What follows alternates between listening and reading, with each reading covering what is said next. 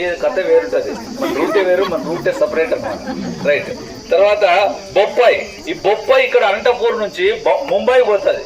సమస్య ఏమంటే సమస్య ఉంది కాబట్టి పోతుంది. కాబట్టి మనం బొప్పాయి అంటే తక్కువగా చూస్తాం. యాపిల్ అంటే ఎక్కడికన్నా పోయేటప్పుడు యాపిల్ తీసిపోదామంటాం, జామ పండ్లు తీసుకోండి. జామకు మించినటువంటిది లేదు. కాబట్టి ఉసిరి, జామ, సి విటమిన్ ఎక్కువ ఉంటుంది. కాబట్టి నీటి శాతం ఎక్కువగా ఉండే సొరకాయ, బీరకాయ, కాకరకాయ, పొట్లకాయ, గుమ్మడికాయ, బొప్పాయి, జామ, అరటి, నారింజ, నిమ్మ, అంజూర ఇవన్నీ ఎక్కువ తీసుకుంటే ఇలాంటి ఫుడ్ తీసుకోవాలి. ఏమి తినాలంటే కాబట్టి జంక్ ఫుడ్ అవాయిడ్ చేయాలి. ముఖ్యంగా chips, Kurkure, noodles, gobi manchurian, cakes, biscuits.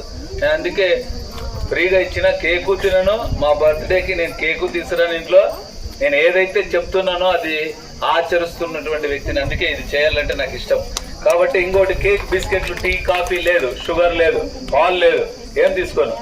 పాలు, చక్కెర మన కాదరోలి నుంచి 2018లో మానేసాను. మిగిలినవన్నీ ముందే 30-40 ఇయర్స్ ముందే మానేసాం. సో ఎందుకంటే ఇందులో విటమిన్లు, లవణాలు ఏముండవు జంక్ ఫుడ్ లో. కానీ ఇప్పుడు చెప్పినటువంటి వాటిలో అన్ని విటమిన్లు అన్ని ఉంటాయి. ద్రవ పదార్థాలు అయినటువంటి నీరు ఎక్కువ తీసుకోవాలా. ముఖ్యంగా మజ్జిగ బాగా తీసుకోవాలా. నిమ్మరసము, చెరుకు రసం, కొబ్బరి నీళ్లు ఇవి తీసుకోవాలా. కూల్ డ్రింక్స్ అసలు తీసుకోరాదు. కూల్ డ్రింక్స్ లో మేలాథియాన్, డైథేమియం 45, మోనోక్రోటోఫాస్, ఎండోసల్ఫాన్ ఈ పీచికారం మందులు ఉన్నాయని ఎవరు తెలిపినారంటే ఢిల్లీ ఎన్విరాన్మెంట్ సైన్స్. దాన్ని వాడడం వల్ల అది టాయిలెట్ క్లీనర్ చూడండి, మీరు యూట్యూబ్ లో చూడండి. దాన్ని టాయిలెట్ క్లీనర్ గా తయారు చేసి కొన్ని కలిపి చేస్తుంటారు.